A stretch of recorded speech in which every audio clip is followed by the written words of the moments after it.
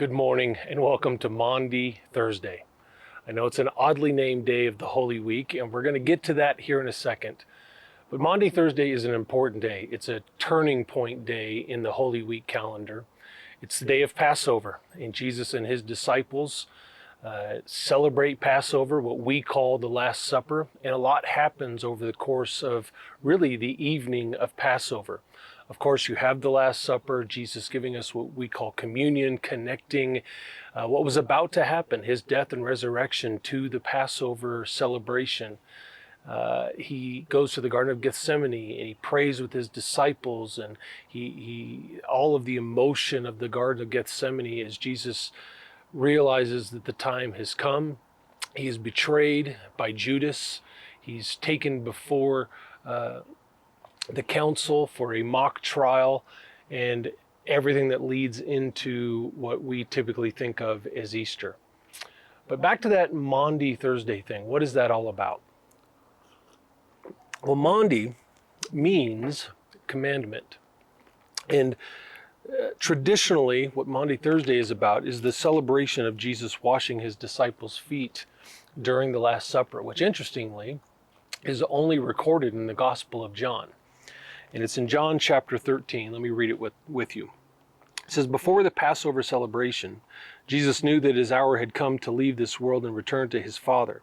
He had loved his disciples during his ministry on earth, and now he loved them to the very end. It was time for supper, and the devil had already prompted Judas, son of Simon Iscariot, to betray Jesus. Jesus knew that the Father had given him authority over everything, that he had come from God and would return to God. So he got up from the table, took off his robe, wrapped a towel around his waist, and poured water into a basin.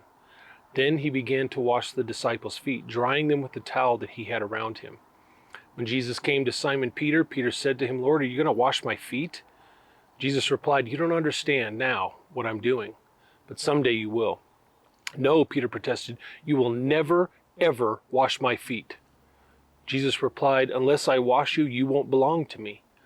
So Simon Peter exclaimed, 'Then wash my hands and head as well, Lord, not just my feet.' Jesus replied, 'A person who is bathed all over does not need to wash except for the feet, to be entirely clean. And you disciples are clean, but not all of you.' For he knew who would betray him. That is what he meant when he said, 'Not all of you are clean.' After washing their feet, he put on his robe again and sat down and asked, 'Do you understand what I was doing? You call me teacher and Lord, and you're right, because that's what I am. And since I, your Lord and teacher, have washed your feet, you ought to wash each other's feet. I've given you an example to follow. Do as I have done to you. I tell you the truth. Slaves are not greater than their master, nor is the messenger more important than the one who sends the message. Now that you know these things, God will bless you for doing them." A couple things strike me during the reading of this story and as I've been thinking about it and praying about it. Number one is at the very beginning, when Jesus said he knew that the Father had given him authority and that he had come from God and returned to God, so he got up from the table and washed his disciples' feet. Jesus was able to take the position of a servant and wash his disciples' feet because he knew who he belonged to, he knew where he came, he knew where he was going. He was solid in who he was in God. So he didn't, again, have to worry about what anybody thought about what he was about to do. And I wonder the same thing for myself. Am I okay serving and loving and caring and following Jesus' example because I know who I am? I know who I belong to. I know where I came from. And ultimately, I know where I'm going. The second thing that strikes me here is the whole interchange with Peter and how Peter first starts off and saying, "You'll never wash my feet."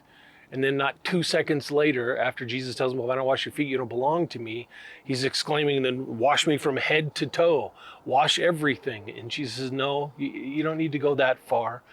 I just need to take care of the thing I need to take care of in your life, Peter. I just need to wash that part of you that's dirty right now. I just want to cleanse you of that thing. I don't need to go overboard." And I think, man, a lot of times we as Christians go overboard sometimes. We're one extreme, "You'll never wash my feet," to the other extreme, "Wash me from head to toe." And Jesus is telling us, I just want to take care of this one thing in your life. Will you just listen? Will you just let me do that one thing? So my question for you this morning is, what is that one thing? What is that one thing in your life that Jesus is wanting to take care of? And are you willing to let him take care of that thing? And then finally is the command. That's where Maundy comes from.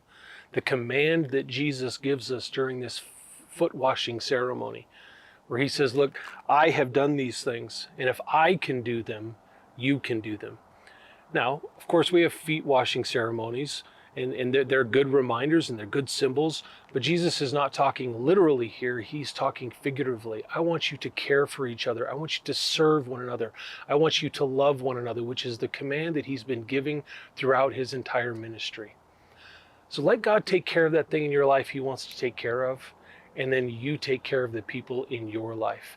You love them. You serve them. You wash their feet today. Find someone's feet to wash today. And again, we'll see you tomorrow morning for Good Friday.